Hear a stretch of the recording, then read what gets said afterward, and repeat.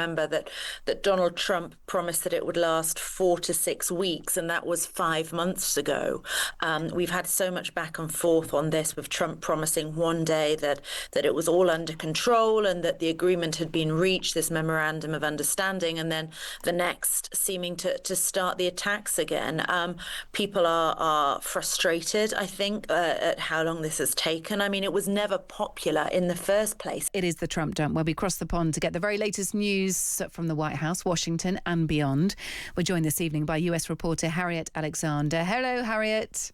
Hi, Kate. Good to have you with us. Let's just touch on Iran. We've spoken a little bit about this in the programme today, but it just feels like the United States, Donald Trump not being afraid to ramp things up even further away from any discussion about negotiations or a peace talk or anything like a calmer situation. The US launching a fresh round of attacks on Iran early this morning. Donald Trump warned military strikes would intensify next week if Tehran does not cooperate in peace talks. I'll save the energy targets for last, but ultimately we'll hit energy targets, yeah. But we're going to hit them very hard tonight. We're going to hit them very hard tomorrow night. We're going to hit them very hard the night after. And then next week it gets really bad for them, because next week comes the power plants. Next week comes the bridges. We're going to knock out all their power plants. We're going to knock out all their bridges, unless they get to the table and negotiate. What's the reception like to this over there, Harriet? Because I was speaking to a former Rear Admiral earlier, and he was saying, look, you know, what else is Donald Trump to do here? He wants to keep the Strait of Hormuz open. He wants to get Iran back around the negotiating table. And the only way, really, that he can do that at the moment is by ramping up the rhetoric, ramping up the threats, even if that is, does lead to Iran threatening to halt all energy exports, Iran retaliating back. But I just wonder what the appetite is for a renewed escalation to quite some serious extent. I think people in the United States are just quite weary of this whole thing. I mean, remember that Donald Trump promised that it would last 4 to 6 weeks, and that was 5 months ago.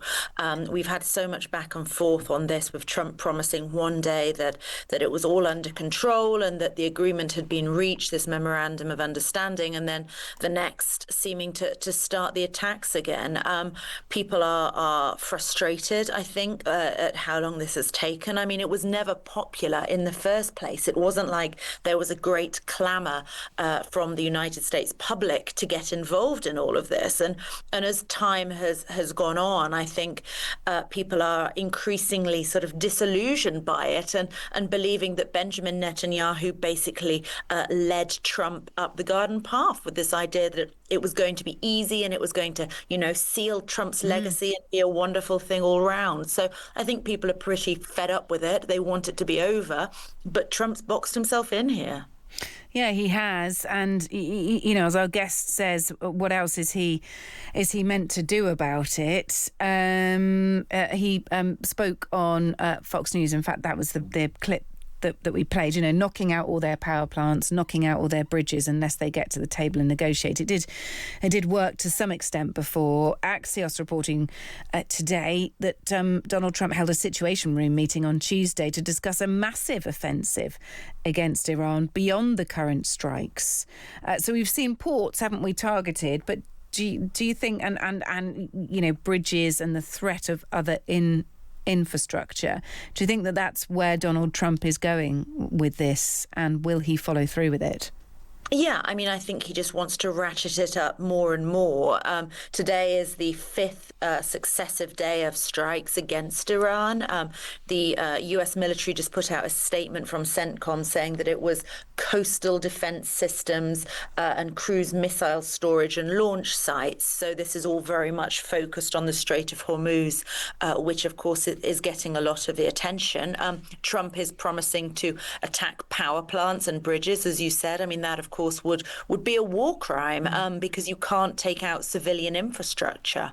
But Trump, he seems to feel that the only way to get the Iranians to comply, to come back to these negotiations, is through this very aggressive bombing campaign.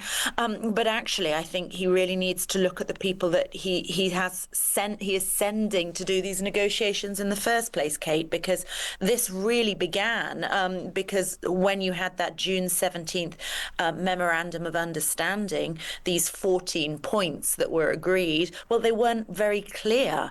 And, key to this whole scenario is the fact that the Iranians interpreted it one way about the Strait of Hormuz and what it meant to be open, and the United States interpreted it another. So it all fell apart. And that, I think, it is a real reflection of the fact that you have people like Jared Kushner and Steve Witkoff negotiating. Well, they're real estate developers. They're not people who are really experienced in negotiating with the Iranians in particular, because the Iranians are known for being very wily and having their own agenda. Yeah. All right. OK. Well, Iran is targeting back. It's targeting Gulf states and beyond as well, threatening to halt all energy exports from the Middle East. So look, they certainly have a part to play in this as well. Although, of course, there are, people asking domestically what Donald Trump is up to here. All prices have risen again, I know.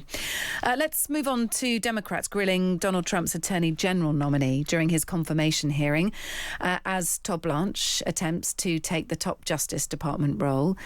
Senators have been asking him a range of questions about some of the most prevalent issues in the country. He's been clashing with the Democrat Sheldon Whitehouse over Kash Patel's conduct while he was director of the FBI. That's an extraordinarily obnoxious question, Senator, and I have full faith in Director Patel and the work that he's doing every day. Great, you got to own that. Well, the Senator Amy Klobuchar also questioned Blanche over I don't know what this is meant to say, over a commitment to following federal law, and not deploying federal agents to polling locations. I'm not aware of armed agents being at polling places. I'm not aware of that concern, but I will tell you we will follow the law, Senator. Well, Blanche also apologised for mistakes made by the Department of Justice in documents relating to the disgraced financier Jeffrey Epstein. I am sorry that in about 1% of the documents, mistakes were made. But what I will say on top of that is we put tons of resources to rectifying those mistakes immediately, including pulling down documents within minutes of being informed that there were potential mistakes made, and working 24/7 to rectify any mistakes. And that's what I would expect the victims would want us to do, and their counsel and this body as well. Were there any other standout moments, Harriet, for you? Well, Todd Blanche came to this, Kate, basically trying to win over the Senate Judiciary Committee. When in his opening statements, he said, "I'm here today to earn your trust." But he put on a pretty strident defense of Donald Trump's policies and his approach to all of this. Todd Blanche was Donald Trump's own private lawyer. And, people have been questioning whether he's independent and respecting the law as it is written, or whether he's just doing what Donald Trump says. And there was quite a telling moment, Kate, where John Kennedy, a senator for Louisiana, he asked what was supposed to be a softball question. He asked Todd Blanche, "Is Donald Trump your friend?" And Blanche replied, "I'm his lawyer." Oh, I was his lawyer, and that's got quite a lot of attention, because you think that's really where his allegiance lies. But he then did later on say, "I'm not a yes man," trying to say that he is respecting the law as written. It was a reasonable performance. It finished not that long ago. John Cornyn, senator for Texas, he said that he's still not decided about this, and they only need one Republican to defect and go against him before Blanche is out. So it does still hang in the balance, I think, Kate, when it comes to the vote. Yeah, look, there's a comment here from Dick Durbin, a senator of Illinois and a ranking member of the Senate Judiciary Committee, who made his opening statement. And he said, in less than 18 months at the Department of Justice, you've shown you are first and foremost still President Trump's personal attorney. Your tenure can be summed up in just 4 words. I love you, sir. Yeah. It's just very, very blatant, isn't it? They are not afraid to pull punches. Yeah, absolutely. And you know, this is what the Democrats have been warning about all along, that he's just basically a lapdog for Donald Trump. And, you know, Blanche did defend all of what Donald Trump was doing. He defended the handling of the Epstein investigation, as you mentioned. He defended the lawsuit against the IRS, the tax service, which saw Trump end up with basically an immunity against all future investigations into his tax affairs, which is pretty remarkable. But Blanche said that was totally above board and normal. And he was asked about the Justice Department issuing subpoenas to reporters from the New York Times, who reported last week that the new Air Force One, if you remember, that's the one that was donated by the Qataris, that was basically not up to scratch because Trump flew home from that NATO summit in the old Air Force One. The New York Times reported that, and now the Justice Department is subpoenaing the reporters. But Blanche defended that as well. He said it wasn't against the reporters, it was against the leaks from within the Justice Department. So fairly combative, but incredibly loyal to Donald Trump. Yeah, there has been a statement from Annie Farmer, who's a survivor of Jeffrey Epstein's abuse, and she said Todd Blanche has failed survivors at every turn. He's overseeing an investigation that's repeatedly re-traumatised survivors and has sought to bury the case, even as questions remain unanswered about Jeffrey Epstein and Ghislaine Maxwell's vast network of enablers and supporters. She said last summer, after then Deputy AG Blanche's troubling decision to meet with Maxwell, of course he met with her and then she ended up in a lower grade security prison, didn't she, afterwards? I sent him a letter, said Annie Farmer, Epstein survivor. I sent him a letter expressing my concerns and objecting to any pardoning or commutation of her sentence. In return, I received silence, she said. So she's had her say as Todd Blanche is grilled by that Senate committee. Let's finish on daylight savings time, Harriet. The US House has voted to make daylight saving time permanent, passing the Sunshine Protection Act. I mean, what a name. In a decisive bipartisan vote. The mood was so bright in the chamber that one congressman even celebrated the final count by playing Here Comes the Sun on his phone. A bit of this. Here comes the sun, I say it's all right.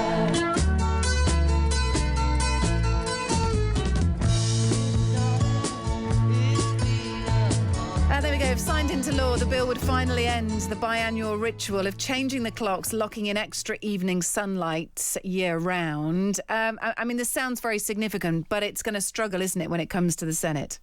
Yes, it is. So it passed the House fairly decisively, 308 to 117, but it is going to struggle in the Senate, and that's because the senators from the northern states have a lot of power.